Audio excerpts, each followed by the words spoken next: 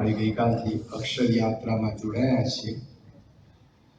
પરમ પૂજ્ય મહંત સ્વામી મહારાજ અને સંત વૃંદ અમદાવાદથી 17 માર્ચના અત્રેથી સીધા કેન્યા દેશમાં નૈરોબીમાં પધાર્યા. ત્યાંનો આફ્રિકાનો સત્સંગ 90 વર્ષ જૂનો છે. 1927 થી આપણે પાયો નાખેલો છે અને વટવૃક્ષ થઈને ફેલાયો છે. એટલું જ નહીં પણ પાયો ઊંડો નખાયો છે. સત્સંગની સમજણ, સત્સંગ માટે સમર્પણ એક અલૌકિક આપણે જોવા મળે. સત્સંગ જેમ જેમ કરતા જઈએ એમ એક સમજણનું બખ્તર ઘડાતું હોય છે, જેથી કરીને જીવનમાં કોઈ પણ ટોચો વાગે નહીં. ઘણા બધા ભક્તોને મળવાનું થયું ત્યાં. હવે તો વિદેશમાં છે. એને કંઈ સત્પુરુષનો એટલો સ્થૂળ યોગ વારે વારે થતો નથી. 10 વર્ષે સત્પુરુષ ત્યાં પધાર્યા. 2007માં પ્રમુખ સ્વામી મહારાજ પધાર્યા હતા. અત્યારે 2017માં મહંત સ્વામી મહારાજ પધાર્યા. અને તે છતાં સત્સંગ લીલો પલ્લવ જોવા મળે.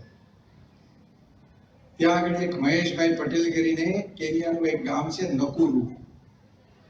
એ પોતે એમના એક 36 વર્ષના દીકરા અચાનક હાર્ટ એટેક આવ્યો અને ધામમાં ગયા.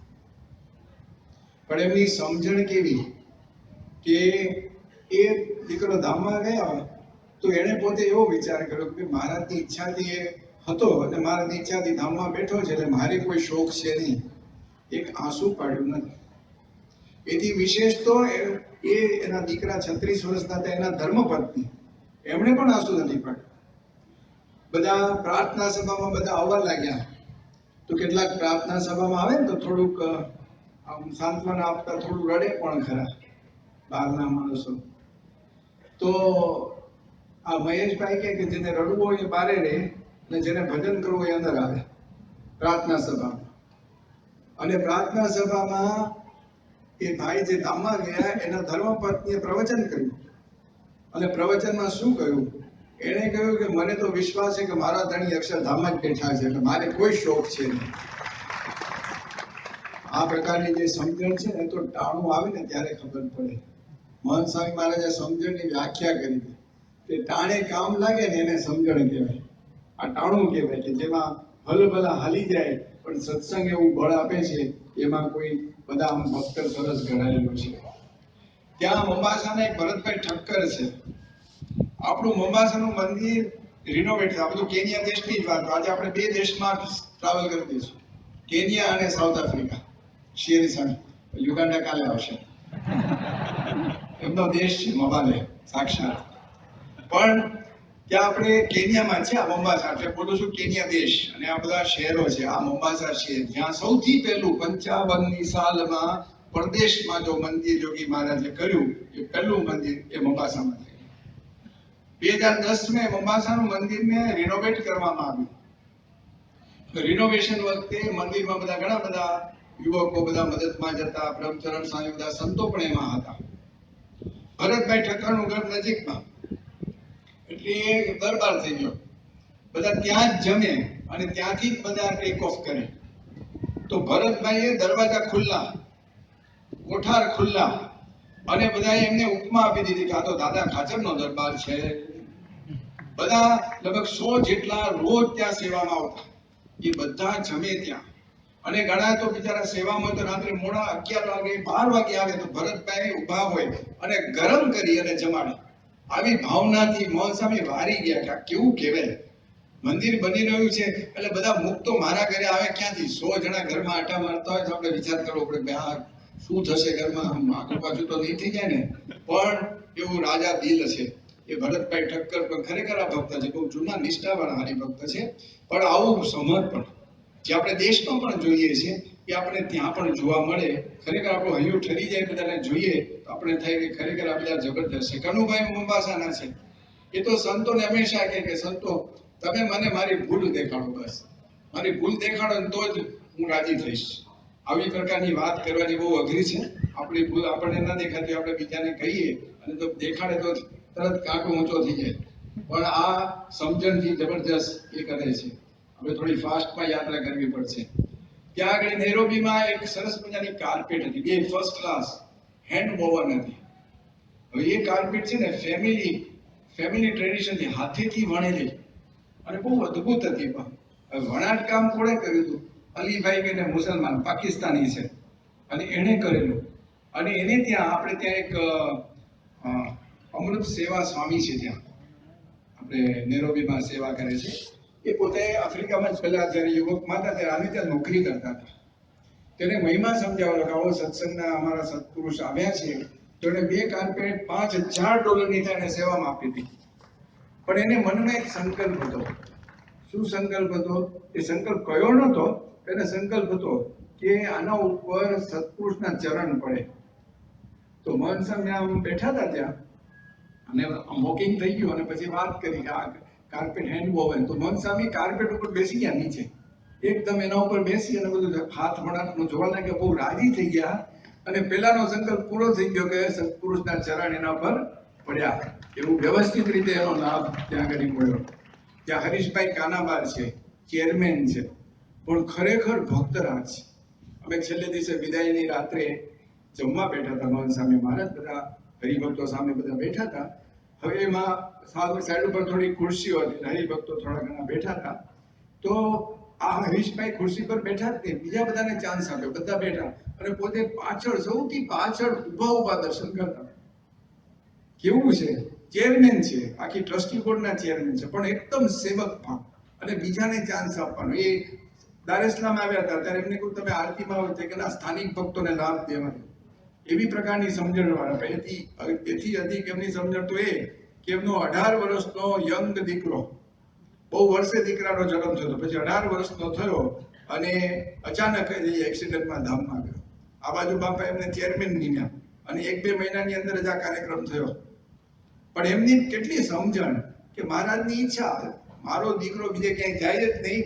એમણે સાકર વેચી, વ્યવસ્થિત રીતે એમણે સાકર વેચી અને કહ્યું કે મારો દીકરો તો ધામમાં ગયો છે, અને વાજા વગાડીને સ્મશાનની યાત્રા કાઢી.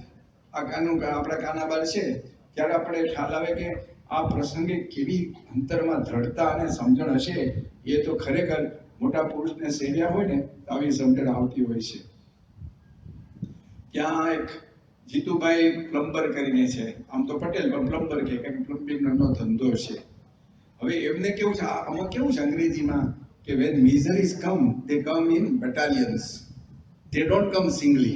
એટલે કે કઈ જ્યારે મુશ્કેલીઓ આવે ને તો એકલ ડોકલ નથી આવતી, એકી સાથે જથ્થાબંધ આવે છે. એમને એવું બન્યું કે એમની પોતાની જે મૂડી હતી એક બેંકમાંથી, બેંક ઉઠી ગઈ, કરોડો રૂપિયા નીકળી ગયા, જતા ગયા. બેંકમાં બધા મુખ્ય તો રાખ્યા હોય અને એ બધું જતું રહ્યું. અધૂરામાં પૂરું એમને 2 ગોડાઉન ખાલી કરવાનું કહ્યું. પેલા જે બીજા 2 ગોડાઉન હતા ને તો એ લોકોને પોતાને જોઈતું હશે એટલે તમે ખાલી કરો.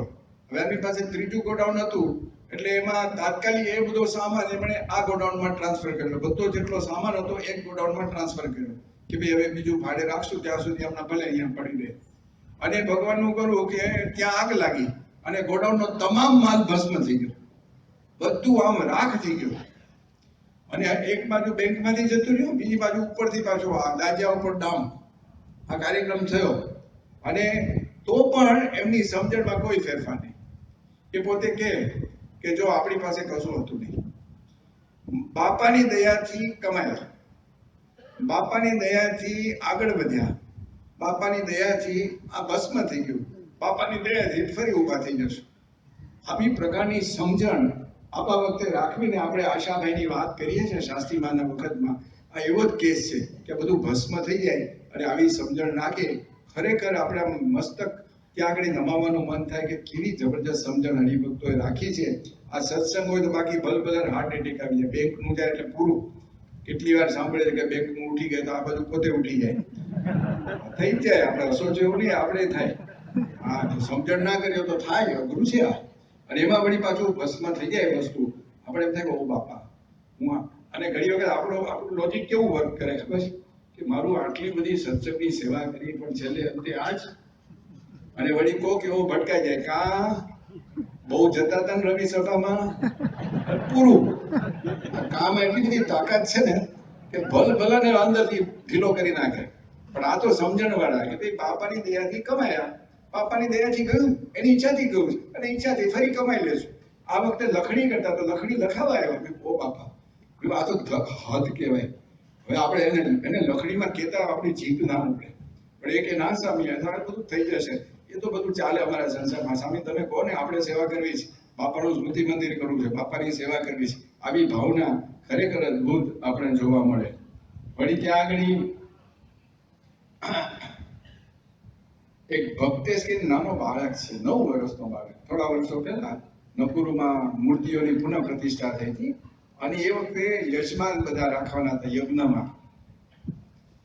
એ નાના બાળકે, 9 વર્ષનો બાળક, એના સગાને ફોન કરે, એના મિત્રને ફોન કરે, પડોશીને ફોન કરે. 9 વર્ષનો બાળક, ભક્તેશ, યાદ રાખો, મેં જોયો. અને જોર કર્યું, 75 એ યજમાન લઈ આવ્યો. 75 એક યજમાનની સેવા 25,000 શિલિંગ હતી. એટલે 18,75,000 સેવા લે. કુલ્લી યજમાન કેટલા છે ખબર? 210. એટલે 1/3 આ નાનો છોકરો લઈ આવ્યો ભક્તેશ. આવડો નાનો ટાબરિયો. કેટલી તાકાત હોય છે બાળકમાં, આપણે જોવા મળે. અને કેટલી તમન્ના. એના મામા ઇન્ડિયામાં ફોન કર્યા કે તમે યજમાન થાવ. એના મામા ફુવા હોય ને એ બધા, એને આને ભેગું કર્યું હોય વ્યવસ્થિત. મોહન સ્વામી એટલા ખુશ થઈ ગયા કે મોહન સ્વામી રૂમમાં જતા ને, મને કે પેલા બોલાવો. જેને બોલાવ્યો તો મોહન સ્વામી એને વ્યવસ્થિત ભેટ્યા અને કે વાહ, તેને જબરજસ્ત સેવા કરી. અને એને સંકલ્પ કર્યો કે મારે મોટા થઈને સાધુ જ થવું છે, કારણ કે આવી લાઈનના માણસ અમારે ત્યાં વ્યવસ્થિત જબરજસ્ત. આમ ખરેખર 9 વર્ષના છોકરામાં કેટલી તાકાત. આપણે બધા ટાબરિયા જોઈએ, ટાબરિયા નથી, એનામાં ભગવાનનું બળ છે. એટલે તમે સત્સંગના સંસ્કાર આપો ને તો આમ બ્રહ્માંડ તોડી નાખે એવી તાકાત છે. જોઈ લો ને, 9 વર્ષનો છોકરો, અત્યારે 11 વર્ષનો, તો 2 વર્ષ પહેલા પુનઃ પ્રતિષ્ઠા થઈ હતી. એવી રીતના છોકરાઓ પણ આપણે ત્યાં આગળ જોયા. ત્યાં 2 હબસી લોકો, મોઝીસ અને જોર્જ, 2 આફ્રિકન ભાઈઓને સત્સંગ થયો શેરી સામે. અને ખરેખર આ સત્સંગી છે. મોહન સાહેબ તો બોલ્યા પૂર્વના મુક્ત છે. એ લોકો બિચારા સત્સંગ કરવા લાગ્યા તો પેલું તિલક ચાંદલો કરે. એની જ્ઞાતિ વાળા એમ સમજે કે હાલવા કામણ ટુમણ કરે છે. સ્વામી એની દુકાનને બાળી નાખી, એને ઘરે એને મારવા આવ્યા. અને પછી એમ વિચાર જ કર્યો કે આ લોકોને મારી નાખવા છે જો આ મંદિરે જાય તો. આ જુદા જુદા ટાઈમે પણ રોજ મંદિરે તો જઈ આવે, નકુરુમાં રહે છે. અને સખત ભક્ત, આમ દાસ ભાવે વર્તે. અને કઈ ગુજરાતી કઈ ખબર સમજાય નહીં, પણ સભામાં બેસે, રવિ સભામાં જઈને બેસી જ જાય. અને ખૂબ સેવા ભાવી. અને ખૂબ આમ એક વખત આવ્યા, મને કે મારે હાર પહેરાવો છે મોહન સ્વામી. થઈ જશે. અને પહેલા મોહન સ્વામી ખુશ થઈ ગયા અને કે આ પૂર્વના મુક્ત છે, એ જબરજસ્ત. અને એને એટલી પ્રતિનિધિ છે કે મોક્ષ તો અહીંયા જ છે. એવા પણ બધા ત્યાં આગળ ત્યાંના આફ્રિકન ભાઈઓને પણ સત્સંગ થયેલો છે. ત્યાં આગળ પ્રેસિડેન્ટ ઉહુરુ છે, ત્યાંના કેન્યાટાના દીકરા. પહેલા છે ને જોમો કેન્યાટા પ્રેસિડેન્ટ હતા, જેને પ્રમુખ સ્વામી મહારાજ 74માં મળ્યા હતા અને કહ્યું હતું કે તમે વર્ષો વર્ષ આવજો, એવો આમંત્રણ આપેલો બાપાને. એ આપણે પ્રસંગ જાણીએ છીએ, સિટી કાકા એનું વ્યવસ્થિત વર્ણન પણ કરે છે.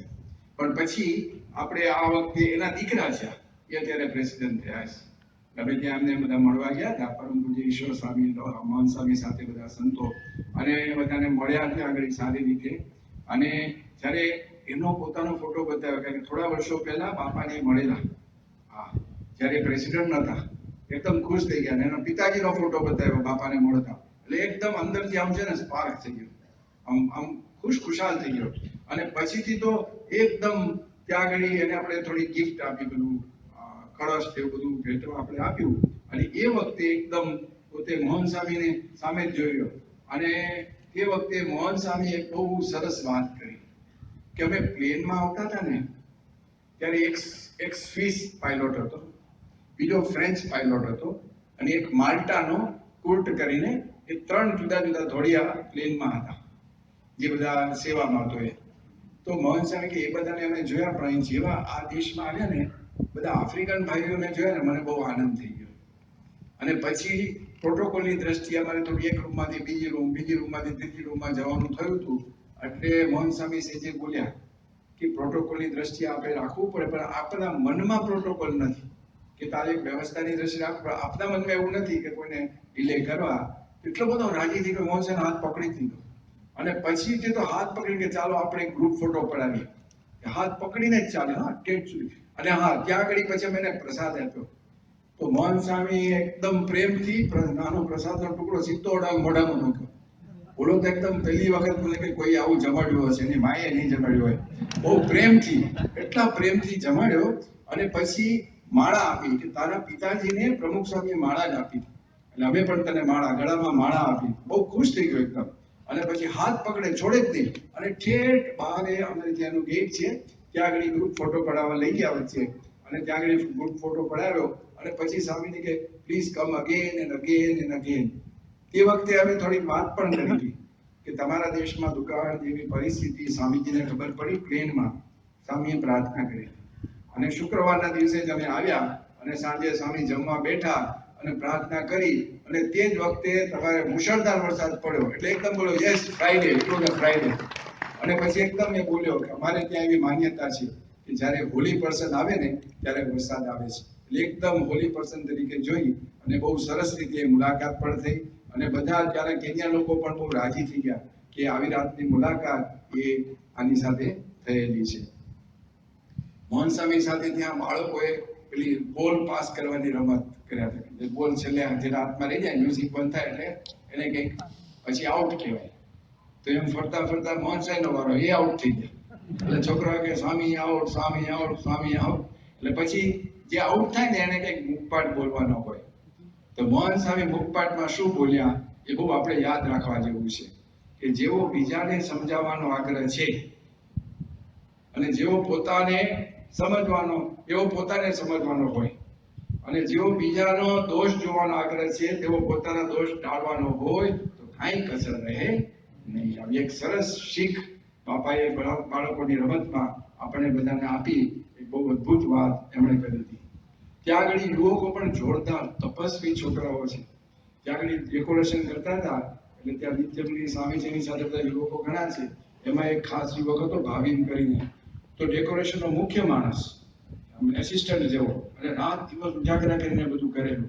તો એણે સેવા તો કરી પણ 84 કલાકના નિર્જળા ઉપવાસ કરતા સાથે સાથે કર્યું. એ ભૂમિમાં આવું તપ જોવા મળે આપણે ખરેખર આનંદ થાય. અને ત્યાં સભામાં કેપેસિટી 2-2,500 ની જ છે. એનો જે હોલ છે બાલ્કની સાથે 2 થી 2,500 માણ. પણ મોહન સ્વામી મહારાજ બધા તો શનિ રવિ 4-4,500 અને બધા આંકડે માકડે બધા ગોઠવાઈ ગયા. એમાં બધા મોટા મોટા એના ટ્રસ્ટીઓ બધા કહે કે ભાઈ અમે છે નીચે બેસું, તમે ચિંતા નહીં, અમારે ખુરશીની જરૂર નથી અને સાંકડે માકડે સમાઈ જશું. 4-4-4,500 જણા આવે અને ખૂબ બધાએ સત્સંગનો ત્યાં લાભ પણ લીધો. એ પણ આપણે જોવા મળે. ત્યાં એક નીતિનભાઈ વાંડલિયા છે, એ માયાપરના પુરુષ છે. એને બિલકુલ સત્સંગ નહીં, એના ધર્મપત્નીને સત્સંગ. 18 વર્ષ સુધી એના પત્નીએ માળા ફેરવી કે મારા ધણીને સત્સંગ થાય. અને 18 વર્ષે ઝબકારો થયો. અને એવો થયો કે સત્સંગ એવા પાકા થઈ ગયા કે ભાગવત ગીતા બધાના અભ્યાસો જે વાંચે ને એમાં બધું એક જ દેખાય કે આ પ્રમુખ સ્વામીનું જ છે, આ વાત સંતની જ છે, આ પ્રમુખ સ્વામીની જ વાત આવે. ભાગવતમાં એ જ આવે છે ને ગીતામાં એ આવે છે. અને જબરદસ્ત નિષ્ઠાવાળા એ પોતે હરિભક્ત થયા છે, એ પણ જોવા મળે. ત્યાં જ્યારે આપણે સંત આશ્રમમાં ગ્રાઉન્ડ ફ્લોર ઉપર તો આમ ફરીએ ને તો સામે ભીત ઉપર યોગી બાપાની આમ ઉઘાડા શરીરવાળી એક સરસ મજાની મૂર્તિ છે, આમ મૂકે છે. એટલે અમે ત્યાંથી પસાર થતા મોહન સ્વામી આમ જોઈને આમ હાથ જોડીને ઉભા રહ્યા. હવે મારા મનમાં સંકલ્પ છે કે આ મૂર્તિનો ફોટો ક્યાં કાઢ્યો હશે. અને મોહન સ્વામી એકદમ સંકલ્પ પકડીને બોલ્યા કે આત્મા સ્વરૂપ મને બોલાવ્યો કે છે ને આ અક્ષર ભવનમાં ઉપર ટાંકી છે ને એની નીચે પગથિયા છે, ત્યાં આગળ આ ફોટો પાડેલો. અંતરામી પણ કહી દીધું આ ફોટો ક્યાં પાડેલો. મને મનમાં થયું કે આ સરસ ફોટો પાડ્યો છે ક્યાં, તો ઠેઠ અક્ષર ભવનની વાત અમે તે વખતે કરેલી. ત્યાં નેરોબીમાં ડોક્ટર સુનિલભાઈ પટેલ છે, એમના પિતા શ્રી ચંદુભાઈ કોઠારી તરીકે ઓળખાતા, વર્ષો સુધી સેવા કરતા, બહુ ભક્તરાજ હતા. અત્યારે સુનિલભાઈ છે, લગભગ એની ઉંમર પણ 55 જેટલી 60 જેટલી હશે. હવે એનું એક દવાખાનું, બહુ મોટું પોતાનું દવાખાનું છે, પણ એના દવાખાની વિશેષતા એ છે કોઈ પણ સંત કે કોઈ પણ હરિભક્ત બીમાર પડે અને જો એડમિટ કરવાનો હોય તો એની હોસ્પિટલમાં એડમિટ કરે, એક પૈસો લે નહીં. સેવામાં સંપૂર્ણ સેવા. અને એમાં વળી 2-3 જણને તો તાત્કાલિક ઓપરેશન કરવું પડ્યું. એની આર્થિક પરિસ્થિતિ એવી નહોતી તો સંપૂર્ણ ખર્ચ પણ એમણે જ આપી દીધો. એવી રીતે જબરજસ્ત આમ કે ને દાદાના દરબાર જેમ સેવા કરે. અને મુખ સેવક તમે ખૂણામાં બેઠા હોય, કોઈ દિવસ આગળ ધક્કો મારીને આવે નહીં, કાંઈ નહીં. એને બોલાવો તો ઠીક, ના બોલાવો તો હાથ જોડીને દર્શન કરે, ભરેલું કાઢવું, એકદમ લાભ લે. ત્યારે આપણને ખ્યાલ આવે કે કેવો સત્સંગ જોરદાર ત્યાં પોતે બધાએ કરેલો છે. એક દેવેન્દ્રભાઈ બોરખત્તરી આવ્યા, એટલે પગમાં ગેંગ્રીન થઈ ગયું છે, આખો પગ કાપવો પડે એવો છે. એટલે એની સાથે ના એ વાત કરી કે સ્વામી આશીર્વાદ આપો, ગેંગ્રીન છે ને એને જરા સારું થઈ જાય. એ કે સ્વામી એ તો જે થવું એ થાય, મારું મોક્ષનું પાકું રાખજો, મારું મોક્ષનું પાકું રાખજો, મારે બીજી ચિંતા છે નહીં. આવી સમજણ વાળા પણ ભક્તો આપણે ત્યાં આગળ જોયા. હવે ત્યાંથી આપણે કેન્યાની થોડી ઘણી વાત કરી. હવે આપણે જઈએ સાઉથ આફ્રિકા. હવે ત્યાંથી અમે ફ્લાય થયા સાઉથ આફ્રિકા. અને ત્યાં આગળ સાઉથ આફ્રિકામાં પણ આપણો સત્સંગ બાપા 1974માં પહેલી વાર ગયા. અને તે વખતથી સત્સંગનો પાયો નખાયેલો છે. પહેલી વખત ગયા હતા તે વખતે તો રંગભેદની નીતિવાળી રાજ્ય હતું, એટલે 6 જ વિઝા મળ્યા હતા. એટલે 5 સંતો અને હર્ષદ કાકા એમ 6 જણા ગયા હતા. અને તે વખતે ત્યાં આગળ સત્સંગનો પાયો અમારે પરેશભાઈ ભટ્ટ છે એના ઘરે બાપા રહ્યા હતા. અને ત્યાં રહી અને પછી સત્સંગ થયેલો. ત્યાર પછી તો ત્યાં ઘણા બધા મંદિરો થઈ ગયા છે. અને એમાં ત્યાં મેફેર એટલે કે જોનસબર્ગ જે મેઇન સિટી છે જ્યાં અમે ઉતર્યા એરપોર્ટ, ત્યાં મેફેરનું મંદિર બહુ સરસ છે અને મોટું છે. અને બીજું નજીકમાં લેનેશિયા છે કે જ્યાં આગળ નાનું મંદિર છે, પણ આમ નવેસરથી કર્યું એટલે હોલ સારો છે અને સંખ્યા ત્યાં ઓછી છે. મેફેરમાં મુખ્ય આપણી સંખ્યા હરિભક્તોની. અહીંયા 2 બ્રહ્મભટ્ટ ભાઈઓ બેઠા છે, એને ખ્યાલ છે, એ લોકો ત્યાં જ રહે છે. હવે બાપા ત્યાં પધાર્યા. પ્રશ્ન એ હતો કે મેફેરનું મંદિર મોટું, સત્સંગ સમુદાય મોટો, પણ મોહન સ્વામી મહારાજના ઉતારો ત્યાં બિલ્ડિંગમાં બહુ નથી, નાની જગ્યા છે. અને લેનેશિયા નવેસરથી કર્યું છે એટલે ત્યાં આગળ સંતોનો ઉતારો અલગ બાજુમાં અડીને છે કરેલો છે. તો ક્યાં આગળ આ મોહન સ્વામીને રાખવા? એટલે સંતોએ થોડો વિચાર કર્યો કે જો લેનેશિયામાં રહે તો સામે જ ઉતારો તો બધી રીતે અનુકૂળતા આવે. પેલું કોકના ઘરે રહેવું પડે, ટ્રાવેલિંગમાં ટાઈમ જાય, એટલે એવો સંકલ્પ હતો. ત્યાંના મુખ્ય આપણા ચેરમેન છે મુકેશભાઈ પટેલ. એટલે મુકેશભાઈ પટેલ તો મેફેર સાથે જોડાયેલા, કારણ કે એનું ઘર ત્યાં છે. એટલે ત્યાં મુકેશભાઈને વાત કરી કે મુકેશભાઈ, આપણે મોહન સ્વામી મહારાજનો ઉતારો અહીંયા લેનેશિયામાં સારો છે, તો આપણે ત્યાં બધા પ્રોગ્રામ કરીએ તો. એક જ ક્ષણમાં બરાબર છે સ્વામી, તમે કોઈ રીતે. અને એ જે હમણે તરત જ જે ડિસિઝન આપી, આ વાત જ્યારે મોહન સ્વામીને ખબર પડી ને ખૂબ રાજી થઈ ગયા. સ્વામી કે જો એમને પોતાનું પકડી નથી રાખ્યું કે મારી નજીક છે એટલે ત્યાં જ રાખીએ, બધી રીતે વિચાર કર્યો કે સત્પુરુષને કયું અનુકૂળ છે, અને સરસ મજાનો લેનેશિયામાં પ્રોગ્રામ કર્યો. હવે સાઉથ આફ્રિકાનો સત્સંગ એટલે કેવો, ત્યાં આગળ અમે જેવા ઉતર્યા એટલે જ્યારે લેનેશિયા મંદિરમાં પહોંચ્યા, હરિમંદિર છે આ બધા, કોઈ શિખરબદ્ધ મંદિર નથી, હરિમંદિર છે. એટલે ત્યાં આગળ અમે જ્યારે સાંજના સમયે ત્યાં પહોંચ્યા એટલે સ્વાગતમાં આગળ મોહન સાંઈની આગળ ટ્રસ્ટીઓ છે, ઝાડુ લઈને ઝાડુ મારે. ટ્રસ્ટીઓ આગળ ઝાડુ મારે. આમ આપણે જે રથયાત્રાને જોઈએ છે ને કે ભાઈ રાજા પણ ઝાડુ મારે અને જગન્નાથજીનો રથ આવતો હોય, એમ મોહન સ્વામી આમ જાય આગળ હરિભક્તો એટલે ટ્રસ્ટીઓ એ બધા આમ ઝાડુ મારે. અને પછી ષોડશોપચાર જેનાથી આપણે અહીંયા સ્વાગત કરવું, એ રીતે સરસ સ્ટેજ ઉપર બેસાડી. સમય હતો એટલે સમય ના હોય તો આપણે જે અહીંયા કરવું એ રીતે કે આમ જતા હોય એને બધા પસાર થાય. અને બહુ સરસ રીતે એક પછી એક એમનું પૂજન થાય, પછી ભેટ સોગાદ થાય. આ બધું જે આખા 16 જે બધા પ્રકાર છે એ પ્રમાણે ઉપચારે બધા પૂજન કર્યું અને પછીથી તરત આરામમાં ગયા. આવી રીતનું આખું ગોઠવ્યું. મોહન સ્વામી એટલા બધા રાજી થઈ ગયા, એમણે વાત કરી કે આવી વાત છે ને દેશમાં પ્રવર્તાવો, આ રીતે કરો. કે ઘણી વખત શું આપણે બધું નાચ ગાન ને બધું ઝીંચક કરીએ ને, એમાં બધું આમ આખો જે ભાવ છે ને બધો દબાઈ જતો હોય છે. આ એકદમ વૈદિક, એકદમ આપણી ટ્રેડિશન પ્રમાણે અને એકદમ પવિત્ર રીતે થાય છે. અને મોટા પુરુષને ગમી ગઈ એ રીત. અને એમણે કહ્યું આ બધું દેશમાં પ્રવર્તાય. એ પછી હવે જ્યાં જ્યાં સ્વાગત થયું છે એ રીતે જ પછી બધું થયું છે. પણ એક બહુ સરસ ત્યાં આગળ સ્વાગત થયેલું. હવે ત્યાં આગળ બધા સત્સંગના જુદા જુદા પાસા છે. ત્યાં શિશુ મંડળ છે, એનાથી શરૂઆત કરી આપણે. આવડા ટાબરિયા બધા 3-4 વર્ષના બધા, અને લગભગ 10-12 જણા એ લોકોનું એક જબરદસ્ત એ ટ્રસ્ટી બોર્ડ હતો, શિશુઓનું ટ્રસ્ટી બોર્ડ. વિચારવા જેવું છે. ટ્રસ્ટી બોર્ડના મેમ્બર બધા કોટ પહેરીને બધું રિસર્ચ કરીને આવ્યા હતા, બધા પોતપોતાની ફાઇલો લઈને આવ્યા હતા. શું રિસર્ચ? હવે મોહન સ્વામી મહારાજ આવે છે એટલે એ ટ્રસ્ટી બોર્ડ હવે નક્કી કરે કે મોહન સ્વામીને ક્યાં રાખવા. આ એની થીમ હતી અને ડિસ્કશન કરે છે કે એમને ક્યાં રાખવા, એ બધું ડિસ્કશન કરવા લાગ્યા. એમાં કોકે કીધું કે જે વચરામૃત વાંચ્યું છે, મેં રિસર્ચ કર્યું છે કે મહારાજને વન પર્વત ગમતા, એટલે આપણે છે ને એમને એક સરસ મજાની સાઈડ ઉપર લઈ જઈ વન પર્વતમાં લઈ જઈએ. પછી વળી પાછો બીજો બોલે પણ મેં પણ બધું રિસર્ચ કર્યું છે કે ભક્ત વત્સલ છે, એટલે ભક્તોની મધ્યમાં એમને ખૂબ આનંદ આવે છે, એટલે આપણે ભક્તોની મધ્યમાં રાખીએ. આવું બધું થયું અને છેલ્લે નિર્ણય આવ્યો પાછો. ટ્રસ્ટી બોર્ડે પાછો આમ નિર્ણય કરવો પડે ને, અને પછી મિનિટ કરવું પડે કે હવે આપણે એને સમુદાયમાં આપણે લેનેશિયામાં જ રાખવા. એટલે એ લોકોએ આગળ ટ્રસ્ટી બોર્ડે નક્કી કર્યું. એમાં 2 સલાહકાર વડીલ હતા, એટલે એને પાછા પૂછતા જાય. અને એવું સરસ એક એક કિશોર નિધડકપણે મોઢે બોલે, કોઈ પ્રી રેકોર્ડેડ નતું, જેમ અહીંયા આપણે કર્યું હતું ને શિશુઓનું અક્ષર પુરુષોત્તમની આખો ચર્ચા, એવી રીતે ત્યાં આ શિશુ મંડળે કર્યું. આપણે જોઈ જઈએ ખરા એક પછી એક આમ ધમધમાટ બોલતા હતા, શૂટ બૂટ પહેરીને આવ્યા ને બધા આમ લાગે ટ્રસ્ટી બોર્ડના મેમ્બર. હવે 3 વર્ષના ટ્રસ્ટી બોર્ડના મેમ્બર કેવું કહેવાય. એટલે ટાબરિયા બધા એને પ્રેક્ટિસ પડી ગઈ, ભવિષ્યમાં એ જ ટ્રસ્ટી બોર્ડ કરશે આપણું, જબરજસ્ત. એવું પણ એક સરસ છે. પછી બાળકોનો પ્રોગ્રામ રહ્યો. બાળકોનો પ્રોગ્રામ પણ બહુ અદભુત હતા ખરેખર.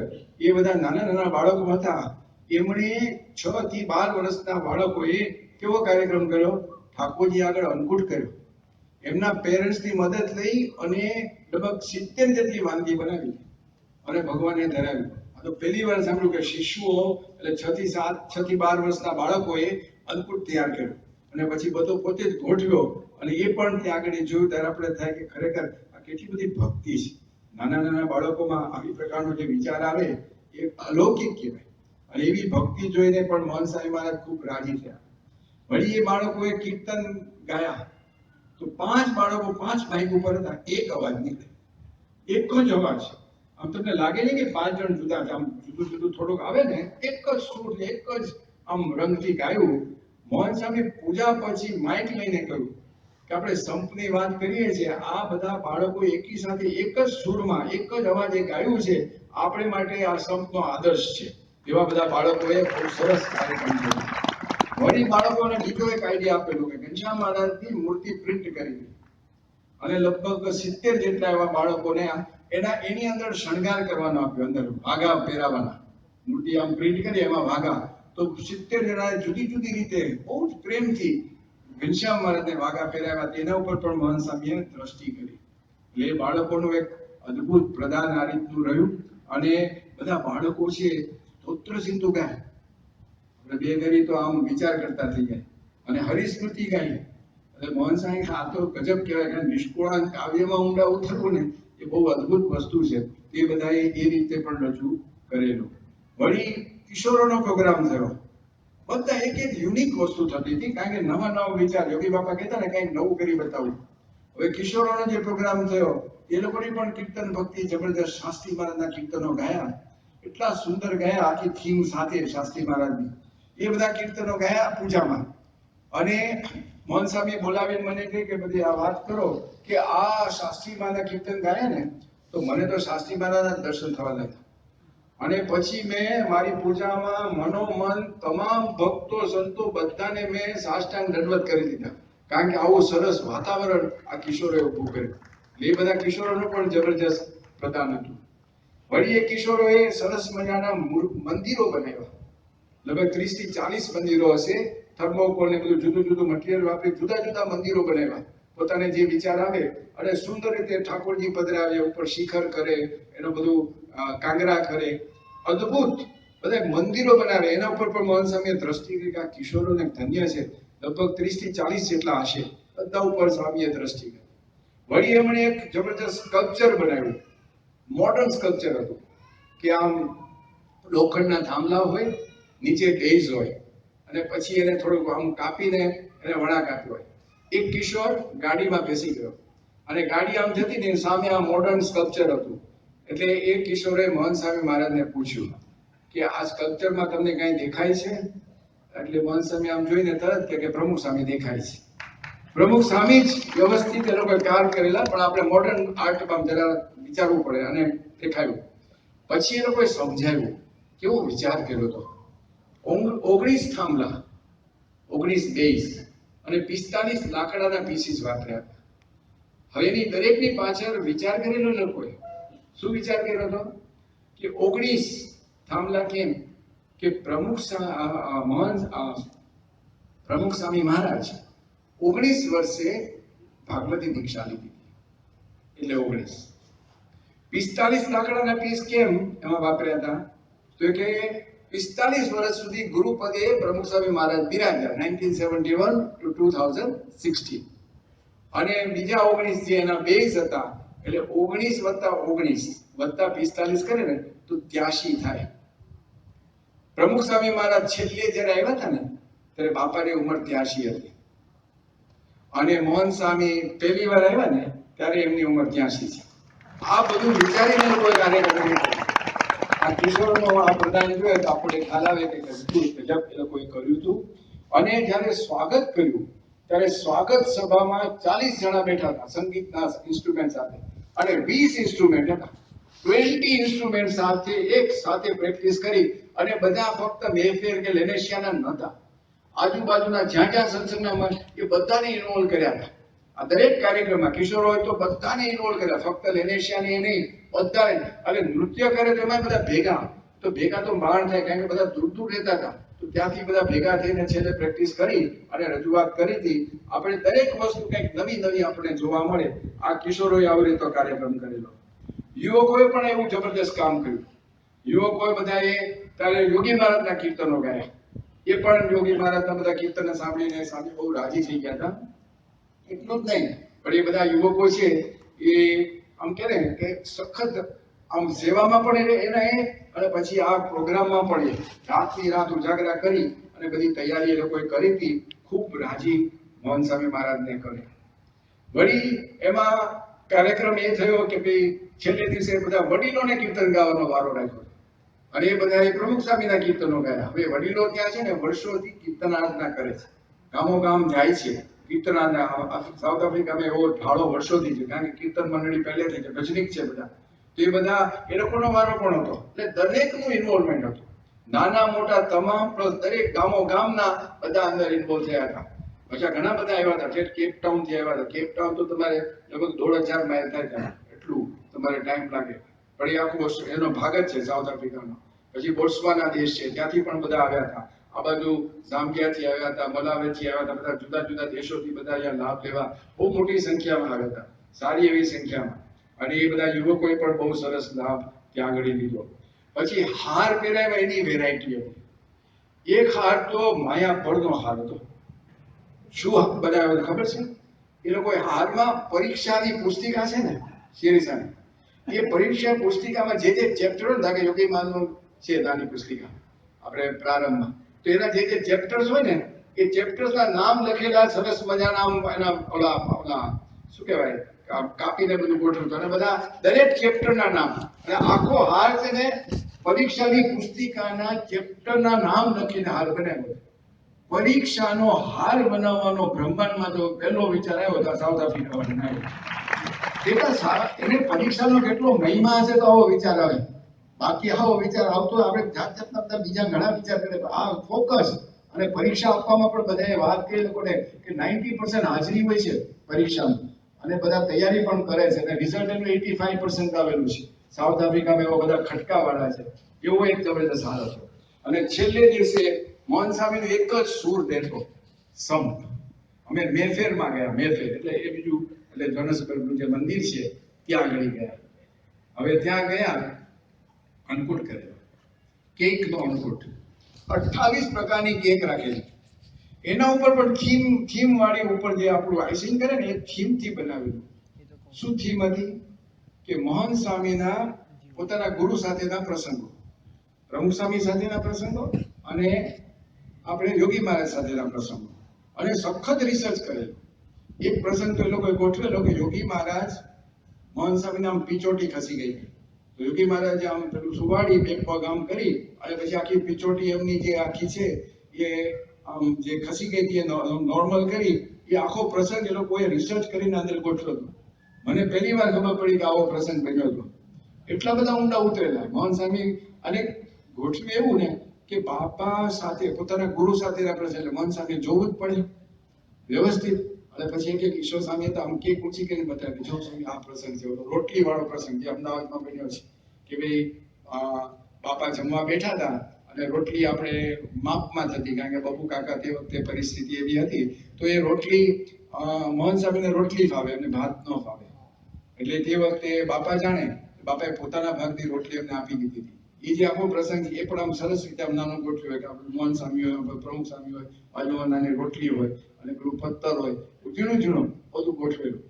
અને 28 એ લોકોએ ગોઠવેલું. 28 કેમ ગોઠવેલું? તો કે 28 વર્ષની ઉંમરે મોહન સ્વામીએ દીક્ષા લીધી હતી.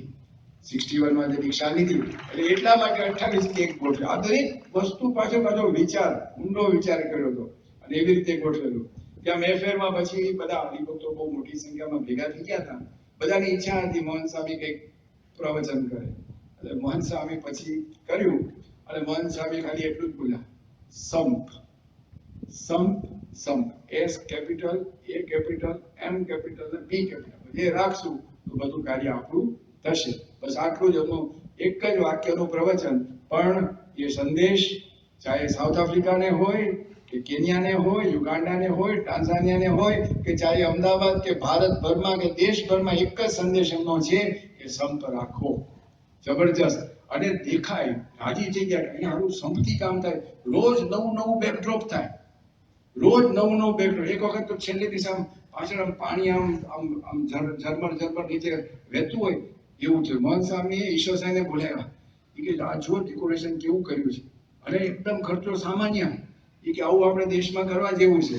પ્રેમોદન સ્વામી સાંભળો છો કે આવી બધી જબરદસ્ત વાત કરી, કારણ કે આ એકદમ સિમ્પલ અને થોડું પાણી આમ વહેતું હોય ને આપણે અમદાવાદની તો સેજે સંભળાઈ જાય, કારણ કે સસ્તામાં થતું હોય તો આપણે તરત કેચ થાય. અને સરસ એટલું ફાઇન કર્યું હતું છે ને સ્ટેજ ડેકોરેશન. આ બધું સમજી રોજ નવું. અને હું પૂછતો હતો સંતોને કે રાતે કેટલા વાગે? 11 વાગે પૂરું થઈ ગયા. પ્લાન હતું, પ્રોપર પ્લાન, કે ભાઈ આટલું હોય તો આમ ફટાફટ ફિટ કરી દેવાનું અને 11 વાગે પાછા ફ્રી થઈ જાય રાત્રે. એવું નહીં કે ઉજાગરા કરવા પડે. આવું જબરદસ્ત પ્લાનિંગ, એટલે આવું ડેકોરેશન પણ સરસ. હાર બીજો, જ્યારે વિદાયનો હાર હતો, તો વિદાયનો હાર કેવો બનાવ્યો લોકોએ? આવડા પુષ્પો હતા ને આમ છે ને આમ નાની પાઇપ લઈને ઉભા હતા, એક આ બીજા આમ છૂટા બધા ઉભા હતા. અને પછી ઓલા એનાઉન્સ કરી કે હવે વિદાયનો હાર બધા સંતો પહેરાવશે. પહેરાવાના અમારે હતો, પણ યુવકો લઈને ઉભા હતા. મેં કીધું આમાંથી હાર કેમ નો થશે? ત્યાં તો અંદર ફિટ થવા લાગ્યું એકબીજા સાથે ફટ. પછી આ બાજુ ઇન્ટરલોક થાય, હાલ હોય ને આ બાજુ એમ ઇન્ટરલોક થતા આખો હાર બની ગયો. અને પછી મોહન સ્વામીને પહેરાવ્યો. મોહન સ્વામીને કહ્યું કે અમે સંપથી તમને હારથી વધાવીએ, સંપના હારથી વધાવીએ. આ સંપનો હાર આમ ટેકનિકલી અદભુત છે. એના કરતા આગળનો હાર કેન્યામાં વિદાયમાં પહેરાવ્યો સંતોએ. જાહેરાત થઈ કે આ હાર એવો છે કે નથી એમાં દોરો, નથી એમાં પુષ્પ. આપણે જોવું પડશે આ હાર કેવો. અને હાર છે વ્યવસ્થિત. અને પછી કે આના તમામ આફ્રિકાના સંતો એ હાર પહેરાવશે. બધા સંતો હાથ હલાવતા ગયા, ત્યાં હું જોઉં કઈ દેખાતું નથી, આ કેમનું છે? ત્યાં તો બધા સંતોએ હાથ પકડી લીધા, આમ ગોળ થઈ ગયા અને પાછળથી બે હાથ પકડી મોહન સાહેબ આમ કરી અને સહેજાન સાહેબ મહારાજની જય બોલાવી. ભવ્ય હાર પહેરાવ્યો સંપૂર્ણ આખો આમ જ થાય. મોહન સાહેબ એટલા રાજી થયા. મોહન સાહેબ કે હવે ચાલો આપણે હાથ પકડીએ.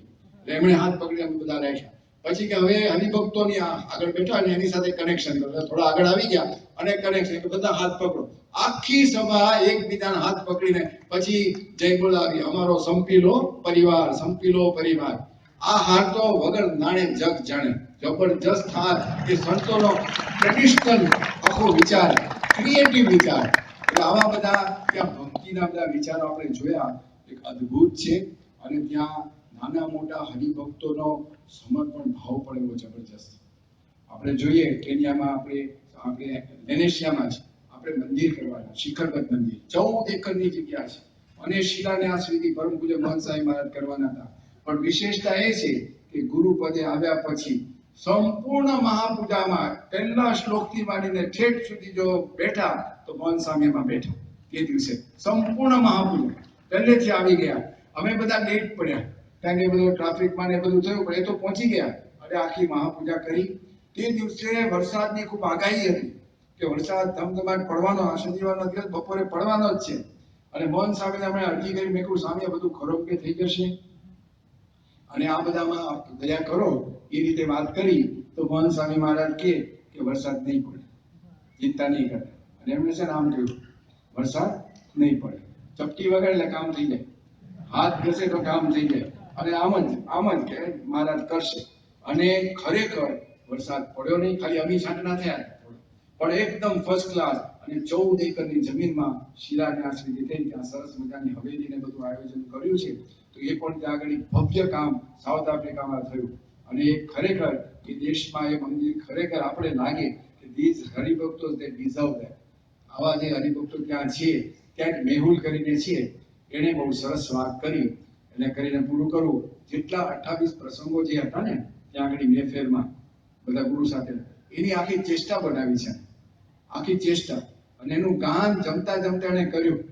અને પછી મોહન સ્વામી તો ખુશ થઈ ગયા. તો બધું આવે યોગી મહારાજ ને બધા પ્રસંગ, રોટલી ને આ બધું આવે.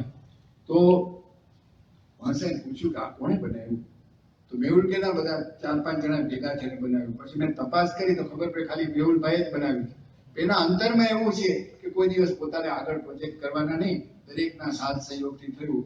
આમ સંપ મૂર્તિમાન જોઈએ તો ત્યાં જોયો, સત્સંગની નિષ્ઠા જોઈ, નિયમ ધર્મની દ્રઢતા જોઈ, તપ જોયું. અને મોહન સ્વામી બોલ્યા કે આ રિયલ સત્સંગ છે, આ એક નંબરનો સત્સંગ છે, આ ક્વોલિટી સત્સંગ છે. અને પછી અમે અભિષેક કરતા હતા ત્યાં બોલ્યા કે આવો સત્સંગ બધે થાય એવો શુભ સંકલ્પ પણ એમણે કર્યો છે. આવું સરસ સત્સંગનો આખો ભાગ ખીલવ્યો છે. અને વિશેષ આમ નવપલ્લવી થયો એવું અમે જોયું. દરેક મોહન સ્વામી મહારાજ સાથે જોડાઈ ગયા, એની સાથે આમ લગ્ની લાગી ગઈ, લગાવ લાગી ગયો. અને કોઈ ખોટ ના વર્તી કે બાપા ધામમાં ગયા છે, કારણ કે આપણે ત્યાં તો સત્પુરુષ છે ને છે. એવું દિવ્ય આનંદ દરેકને કરાવ્યો છે, સુખ બધાને આપ્યું છે. અને આફ્રિકાનો સત્સંગ અમે તમારા મહિમાની વાત ક્યાં કરતા, ત્યાંની વાત અહીંયા કરીએ, કારણ કે આપણી રીત છે કે જ્યાંથી સારી સારી વસ્તુ હોય એમાંથી ઘણું શીખવા મળે અને ઘણું પ્રેરણા મળે. અમને પણ એમ થાય કે આવા બધા હરિભક્તો જેને સાષ્ટાંગ દંડવત કરીએ તો એ ઓછું છે. શ્રી સ્વામિનારાયણ ભગવાનની